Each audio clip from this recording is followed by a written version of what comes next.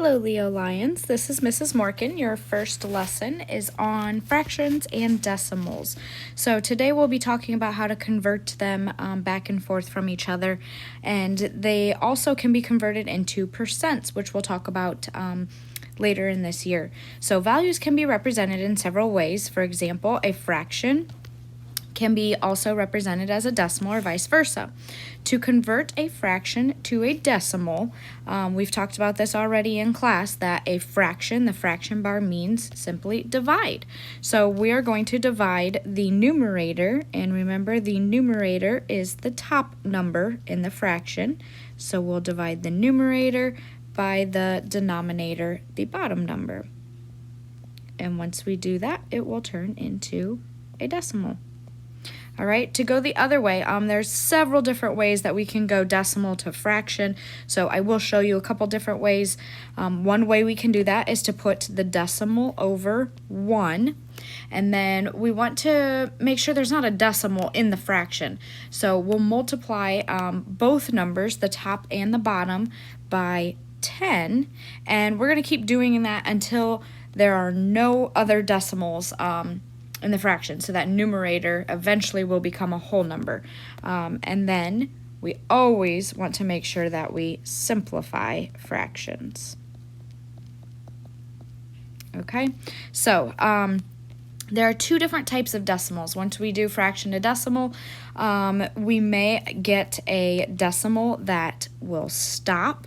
We'll call that a terminating decimal. Terminating means that it will end.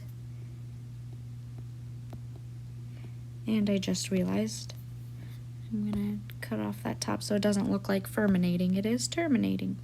All right. And then also there's a second decimal that may have a repeating number or a repeating block of numbers. So a group of numbers that just keep repeating over and over. So we call that a repeating decimal.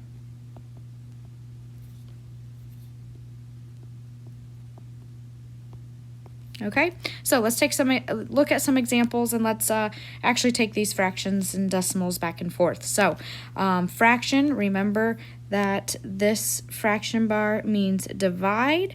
When we divide that out, we always want to put the top number, the numerator, inside the division box. When we do this, if the top number is smaller than the bottom number, we're always going to get 0 point something. So 8 doesn't go into 3. The big thing about division, guys, is make sure you get everything lined up. I'm going to do the rest of my work in a different color here. So 8 doesn't go into 3, so we need to add our decimal and our 0. Then directly above, I'm going to add my 0 in my answer up there. So you can put the 0 there, you don't have to. Now we're looking at 8 into 30, so 8, 16, 24 goes in 3 times, and that is 24. We will subtract, so we get 6, bring down the next 0. Again, notice I'm trying to line everything up. 8 into 60 is 7 times. 7 times 8 is 56. This is where our multiplication facts are really going to come in handy. And then bring down the next 0. And if you want to, keep in mind there are a whole bunch of imaginary zeros here. So that's what I'm bringing down. 8 into 40 goes in exactly 5 times. So 8 times 5 is 40. And there we are done because we got a remainder of 0.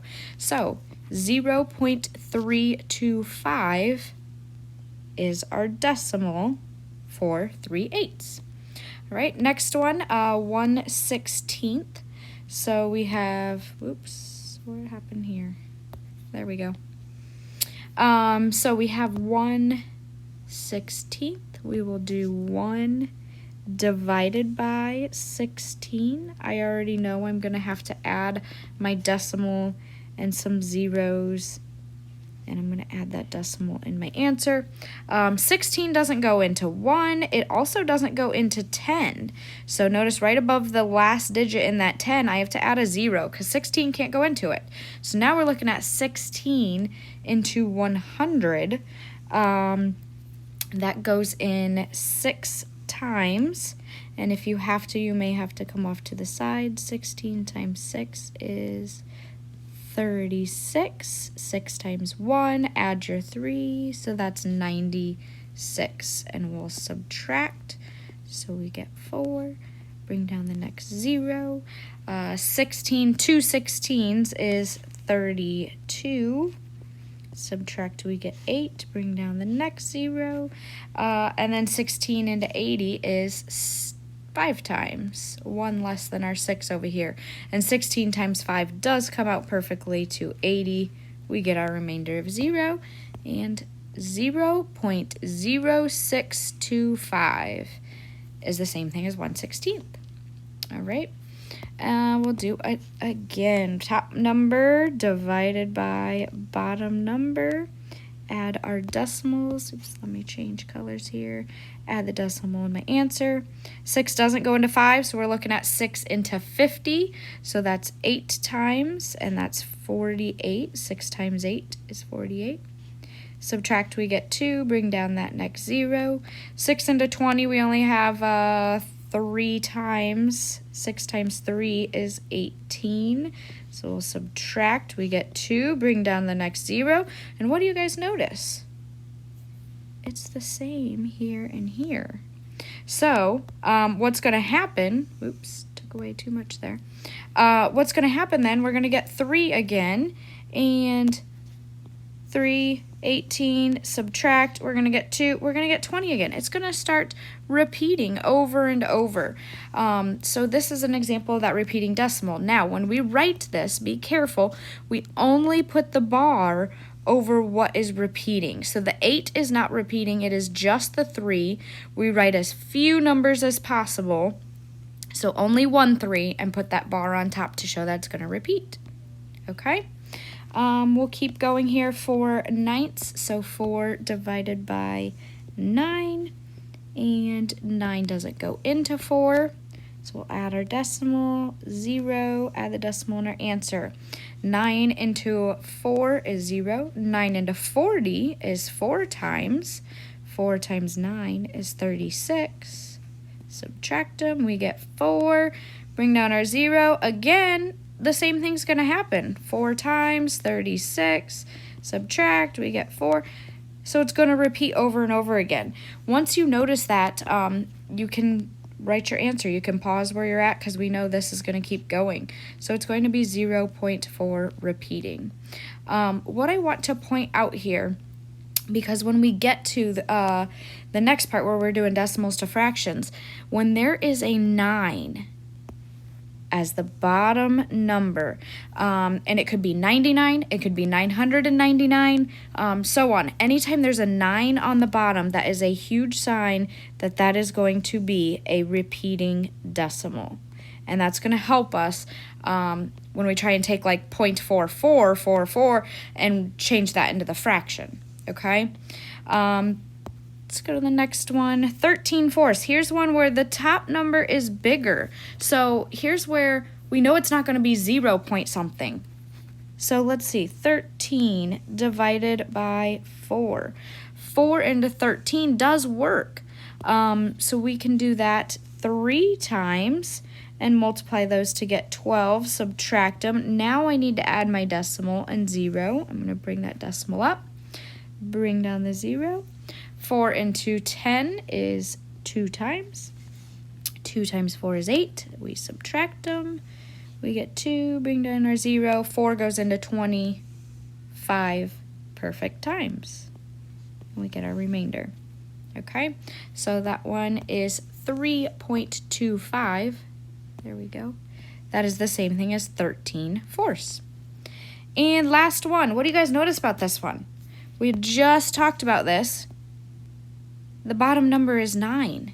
So if we learned over here that 4/9, bottom number is 9, and it was 0.4444, the numerator repeating, well then we already know I don't even have to divide. And this should come out to 0.7777, so on, repeating. Now I will show you if we do 7 divided by 9, 9 doesn't go into 7, so I'm going to add my decimal and my 0.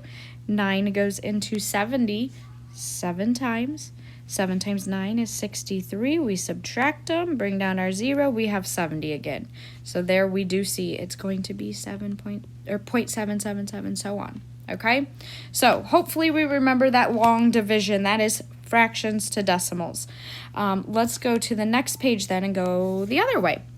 So 0.35, several different ways. The way we talked about in the beginning of these notes is we'd put it over 1. We'd multiply both the top and bottom. Actually, I'm going to show it doing it this way. By 10, and we're going to keep going until we get whole numbers in it.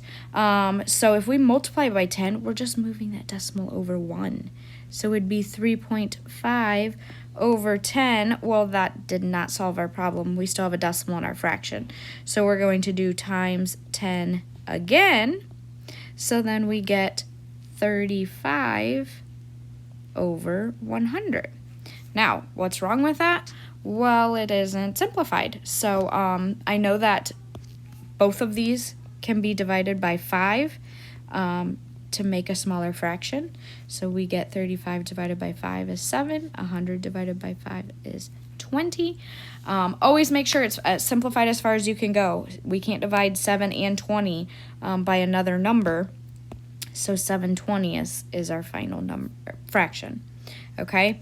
Now, personally, how I look at this is I think of place values. So tenths, hundredths, thousandths. So we know this number on the right of the decimal will be our numerator. The bottom number is your last place value. So like I said, tenths, hundredths, thousandths. So 1,000 is going to be our bottom number. Okay? Now, here we really need to simplify because now we have a big fraction. So let's do, I know that both of them can be divided by 5. Let's start there. Since they both end in a 5 or a 0.